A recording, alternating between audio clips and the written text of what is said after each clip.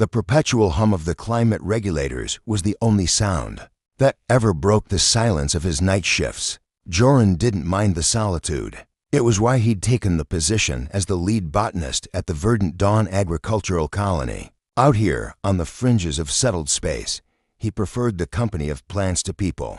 They were simpler, more honest. He was checking the nutrient drip on a batch of hybrid starch tubers when a soft, metallic groan from the secondary greenhouse broke his rhythm. It wasn't the sound of settling metal or a faulty vent. It was the sound of a door being forced.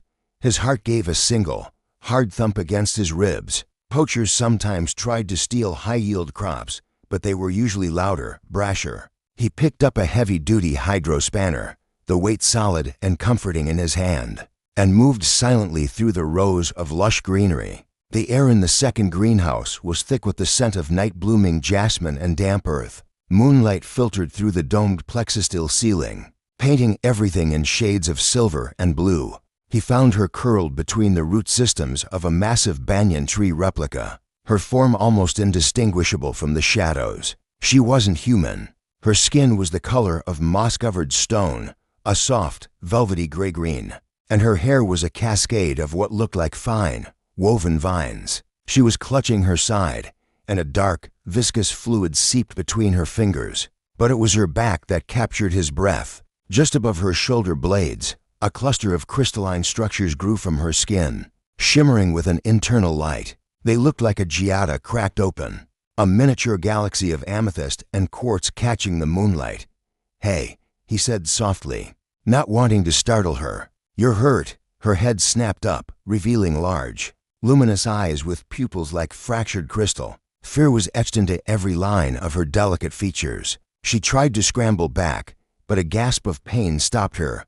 "I'm not going to hurt you," Joran continued, slowly placing the spanner on the ground and holding his hands up. "My name is Joran. I'm a botanist. Let me help." He approached as one would a skittish animal, his movements slow and deliberate. He knelt a few feet away, his eyes never leaving hers. Up close, he could see the crystals on her back were not just on her skin. They were part of it, emerging seamlessly from the velvety texture. They pulsed with a faint, rhythmic light that seemed to sync with her ragged breathing. "They are looking for me," she whispered, her voice like the rustle of leaves. "The administrators. Why?" He asked, already pulling a medkit from a nearby supply locker. "I am a stowaway, a refugee. My world, Calanthra, it is gone."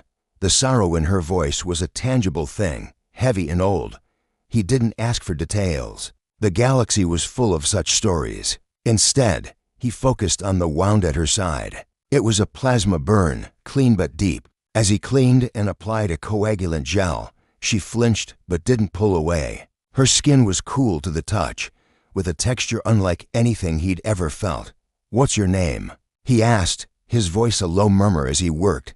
"Alara," she said, her gaze fixed on his face, searching for something. "Trust, perhaps, Alara," he repeated. The name felt right in this greenhouse, among the living things. "The crystals, are they part of you?" She nodded weakly. "A part of what I am. My people. We are linked to the earth, to growing things. This is a manifestation. It has been dull since the fall. It hurts." He finished bandaging her side. "You can stay here. This greenhouse is rarely used for active cultivation. I can bring you food, water, keep you hidden." Her fractured eyes searched his. "You would do this? Risk yourself for a stranger?" Joran looked around at the thriving plants, then back at her. "I understand life that needs the right environment to grow. You're safe here."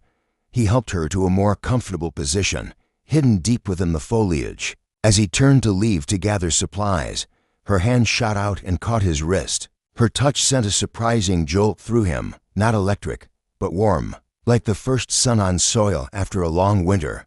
"Thank you, Joran," she said, her grip firm despite her weakness. He simply nodded, the warmth from her hand lingering on his skin long after he had left the greenhouse. His orderly, quiet world had been upended in a single moment, and as he looked back at the woman who looked like a forest-given form, he found he didn't mind at all. The silence had been broken, and in its place was something infinitely more interesting. For 3 days, Joran's world narrowed to the space between his main duties and the hidden greenhouse. He brought Alara nutrient-rich pastes and fresh water, which she consumed with a quiet gratitude that touched him. He changed her bandages, noting with relief that the strange, silvery skin was already knitting itself back together, a process far quicker than human healing. They spoke in hushed tones, his deep voice a counterpoint to her whispery one. He told her about Earth, about his love for silent, growing things. She spoke of Calanthra, a world of singing forests and symbiotic life, her voice thick with a grief that made his own chest ache. The crystalline growth on her back was a constant presence. Sometimes he would catch her wincing, her hand drifting up to scratch at the base of the cluster. It seemed to be growing more opaque, the internal light flickering erratically. "It feels tight," she confessed on the third evening, as he sat beside her, sharing a piece of fruit, like a seed pod ready to burst. "But it is not the right season, not here. This world's song is wrong. Is there anything I can do?" he asked, his concern a steady, growing weight. Before she could answer, a sharp, high-pitched whine filled the air, emanating from the crystals themselves. Alara cried out, doubling over as the cluster began to vibrate violently. The amethyst light intensified, blazing like a miniature star, casting sharp, dancing shadows through the greenhouse. "Joran," she gasped, her voice strained with panic and pain. He acted on instinct, moving behind her. The crystals were hot to the touch now, humming with frantic energy. He could see fine cracks appearing on their surface. "It's going to break," he warned, his mind racing. Was this a bodily function? An infection, a weapon? "It is not ready," she sobbed. "The connection is broken. It will be stillborn." The word stillborn struck him with the force of a physical blow. This wasn't just a growth. It was something alive, something of her. He didn't understand the biology, but he understood life fighting to exist. He wrapped his arms around her from behind, not to restrain her, but to anchor her. He pressed his chest against her back, ignoring the heat, and spoke softly into her hair. "It's okay," he murmured, his voice a low, steady rhythm against the chaotic whine. "You're not alone. Let it happen. I'm here." She shuddered in his embrace, her hands gripping his forearms. For a moment, they were locked in that desperate tableau, human and alien, bound by shared uncertainty. Then, with a sound like 1,000 chimes shattering at once, the crystal cluster exploded outward. Joran shielded her head, expecting shrapnel, but there was none. Instead, a wave of warm, golden light washed over them, carrying a scent of rain on fresh-turned earth and blooming night flowers. When he dared to look, the crystalline structures were gone. In their place, on the velvety skin of her back, was a perfectly smooth, unblemished patch, and lying in a bed of soft moss where the fragments had fallen was a single, pulsating object. It was about the size of his thumb, shaped like a teardrop, and seemed to be made of living, liquid light. Veins of gold and green swam within its translucent core. Alara was breathing heavily, but the pain was gone from her face, replaced by stunned wonder. She turned in his arms, and he didn't let go. They were face to face, his arms still loosely around her waist, her hands resting on his chest. The air between them crackled with the aftermath of the energy release, and with something else entirely. "What is it?" he whispered, his eyes locked on hers. "A seed," she breathed, her fractured pupils wide. "A memory seed, the last of my world." It was not a weapon. It was an archive, a piece of Calanthra's soul. Tears, like liquid diamond, welled in her eyes. You held me. You did not run. Where would I go?" he said, the words leaving him before he could think. In that moment, the distance between them vanished. He leaned in slowly, giving her every chance to pull away. She didn't. Instead, she met him halfway. The kiss was gentle, a tentative exploration. Her lips were softer than he imagined, and tasted of wild honey and damp soil. It was a kiss of shared shock, of immense relief, and of a connection that had taken root in the dark and was now reaching for the sun. When they parted, the world seemed new. The frantic energy was gone, replaced by a profound, humming peace. The little seed pulsed gently on the moss, its light steady and warm. Joran brushed a strand of vine-like hair from Alara's cheek, his thumb lingering on the soft, cool skin. "It seems your world isn't completely gone," he said softly. She smiled. a true, radiant smile that lit up her entire face. "No," she agreed, her gaze holding his, "and it has found fertile ground in which to grow." The secret of the greenhouse now held a new, luminous weight. The memory seed, as Alara called it, became their shared obsession. Joran, with a botanist's reverence, prepared a special bed of soil, enriched with minerals he intuitively felt it might need. Alara guided him, her connection to the object innate and wordless. She would spend hours with her hands hovering over it, humming a low, melodic tune that seemed to make the seed's light pulse in time. Joran knew he needed expertise beyond his own. He needed Kellen. Kellen was the colony's xenobiologist, a brilliant, reclusive man with a deep curiosity and a discreet nature. Joran found him in his lab, surrounded by specimens floating in amber fluid. "I need your help," Joran said, bypassing any greeting. "And I need your silence." Kellen took one look at Joran's intense expression and simply nodded. When Kellen saw the seed, his breath hitched. He ran a series of non-invasive scans, his eyes widening at the readings. "The bioenergy signatures are incredible. It's not purely plant, not purely mineral. It's a data storage system of unimaginable complexity, encoded in biological form." He looked from the seed to Alara, who stood protectively nearby. "This is from your world. It is a legacy," Alara said softly. A single note from the world song. Under their combined care, the seed began to change. Within a day, it had anchored itself with fine, hair-like roots. Within two, a slender shoot emerged, growing at an astonishing rate. It developed leaves that were not green, but a deep, cosmic violet edged in silver. A bud formed at its tip, closed and secretive. It was during this time that the administrator, Rewrote, began making unscheduled rounds. Rewrote was a man who saw the universe as a spreadsheet, and life as a variable to be controlled.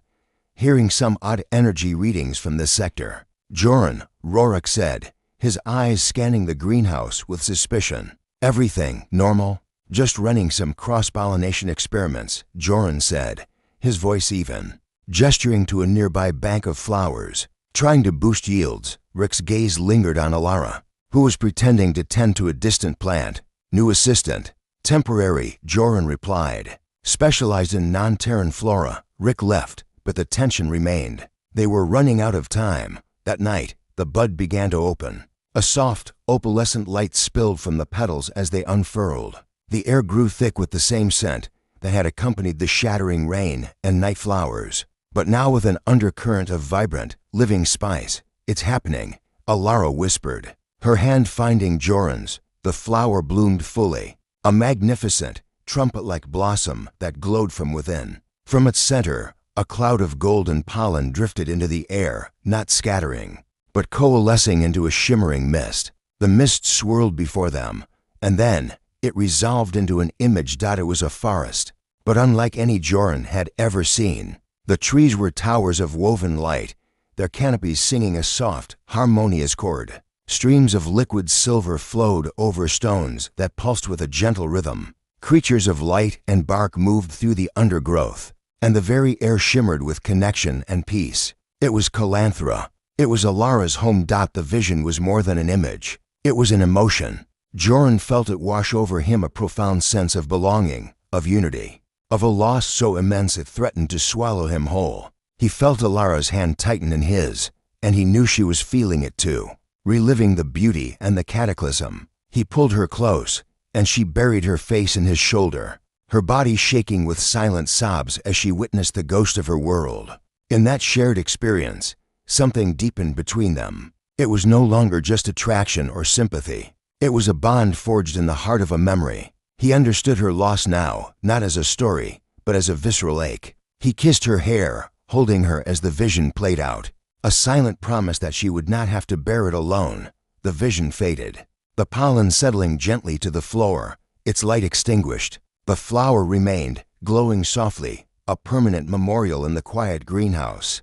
The moment of peace was shattered by the sound of the main door sliding open with force. Administrator Rewrote stood there, flanked by two security personnel, his face a mask of cold triumph.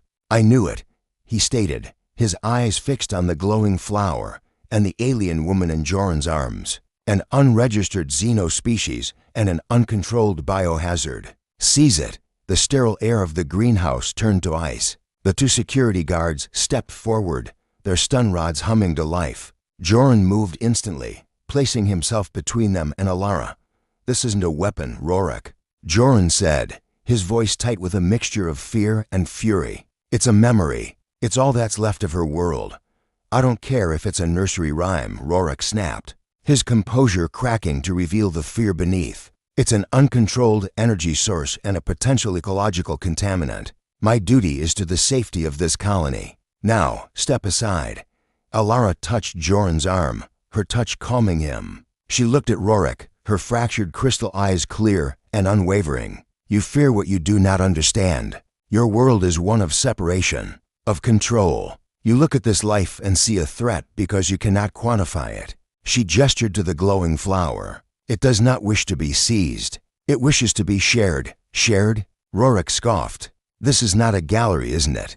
Kellen spoke up from the corner, where he had been observing quietly. "Administrator, the scans show no harmful radiation, no toxic compounds. The energy it emits is empathetic. It resonates with neural activity. It doesn't transmit data. It transmits experience. Enough." Rewrote barked. "Take the specimen." As the guards advanced, Alara closed her eyes. She placed both her hands on the stem of the flower, her velvety skin seeming to fuse with the plant's violet surface. She began to hum, the same low, melodic tune from before, but now it was filled with a desperate, powerful urgency. The flower reacted instantly. Its glow intensified, blazing like a small sun. Then from its center, not a single cloud, but a storm of golden pollen erupted. It didn't just form one vision. It filled the entire greenhouse. The walls, the ceiling, the very air became calanthra. The security guards froze, their stun rods lowering as they were immersed in the singing forest. They saw the streams of silver, felt the profound peace, heard the harmonious song of a world in perfect balance. One of them, a young woman, reached out a trembling hand as a creature of light darted past her, a tear tracing a path down her cheek. Roric stood rigid, his arms crossed, trying to resist. "Illusions, tricks," he snarled, but his eyes were wide, darting around, taking it all in. Then the vision shifted. It didn't show the destruction of Calanthra. It showed the cause. Not a war, not a natural disaster, but a slow, creeping silence. It showed machines that stripped the land, a culture that prized efficiency over connection, until the world song faded to a whisper, and then to nothing. It was a death of the spirit, a warning etched in light and emotion. Joran felt it all, the beauty and the tragedy, but this time, he also felt Rewrote's presence in the shared experience. He felt the administrator's rigid certainty begin to crack under the weight of a truth that could not be argued with a spreadsheet. He felt the moment Rewrote understood that this was not an invasion, but a eulogy. The golden haze began to fade, the visions dissolving back into the familiar shapes of the greenhouse. The flower on the table was now dim, its petals starting to curl at the edges. Its purpose fulfilled. The two security guards were openly weeping, their weapons forgotten on the floor. Roric was pale, his breathing shallow. He looked at Alara, truly looked at her, for the first time. The suspicion in his eyes was gone, replaced by a dawning, horrified understanding. You lost everything," he whispered, his voice hoarse. "We did," Alara said, her own strength seeming to wane. She leaned against Joran, who held her steady. "We built machines that could not hear the song, until one day, we realized we could no longer hear it either." Rewrote looked around at his humbled security team, at the brilliant, shaken Kellen, and finally at Joran and the alien woman he protected. The administrator, a man defined by rules, had been undone by a feeling that cannot be our future, he said, more to himself than anyone. He took a deep, shuddering breath. "This incident is concluded. The specimen is under your care, Joran. See that it remains contained." With that, he turned and walked out, his steps uncharacteristically slow. The security guards collected their weapons and followed, avoiding everyone's eyes. Silence returned to the greenhouse, heavier and more profound than before. The immediate threat was over, but the cost was visible. The flower was wilting, its light nearly gone. It gave its life to make him see, Alara said softly, her voice thick with exhaustion and grief. It worked, Joran replied, holding her close. You worked. You made him feel something. In the quiet aftermath, surrounded by the ghosts of a lost world and the tangible hope of a new one, he knew nothing would ever be the same.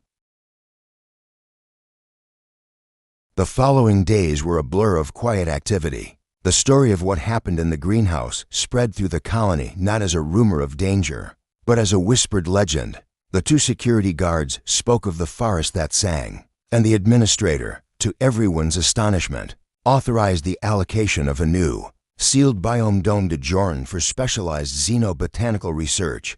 The original flower had died, but as it withered, it had dropped a handful of new, smaller seeds, their cores holding a faint, familiar glow. The legacy of Calanthra was not a single memory, but a potential for new ones. The new dome became their sanctuary and their workshop. Joran, Alara, and Kellen worked together, preparing the soil. This time, it wasn't a secret. Miners, engineers, and other colonists, curious about the alien woman who had moved their stern administrator to tears, stopped by to offer help. They brought rare minerals from deep digs.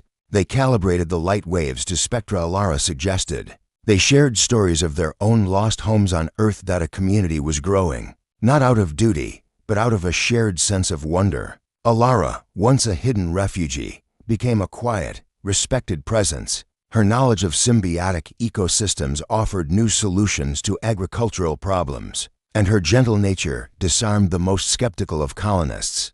Joran watched it all with a heart so full he thought it might burst. He watched Alara teach a group of children how to listen to the heartbeat of a sapling, her voice soft and patient. He saw the way the colonists looked at her, not with fear, but with a protective, awed respect. One evening, as the colony's twin suns set, painting the sky in hues of orange and purple, they stood together in the center of the new dome. The first of the Calanthrian seeds had sprouted, a small patch of violet leaves glowing softly in the twilight. Around them, native Terran plants and Calanthrian sprouts coexisted, their roots intertwining in the soil, a tangible symbol of the fusion happening all around them.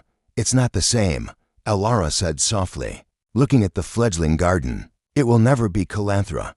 No, Joran agreed, his arm around her waist, pulling her close. It's something new. It's ours. She turned to face him, her mossy skin warm in the residual sunlight, her fractured eyes reflecting the glow of the plants and the deep affection in his own gaze. When I crashed here, I thought I was the last of my kind, she whispered. I thought I was carrying only a ghost. But you saw life where I saw only an ending. You gave my ghost a home, Joran. You gave me a home. He didn't need words. He leaned down and kissed her, a kiss that was no longer tentative, but sure and deep. It was a kiss that held the memory of a shattered crystal, the vision of a singing forest, and the quiet, steadfast promise of a future built together. It was a kiss between a man of Earth and a woman of the stars, in a garden that belonged to both. When they parted, the first of the Calanthrian blooms began to open. Its light a gentle, steady beacon in the growing dark. It did not project grand visions this time.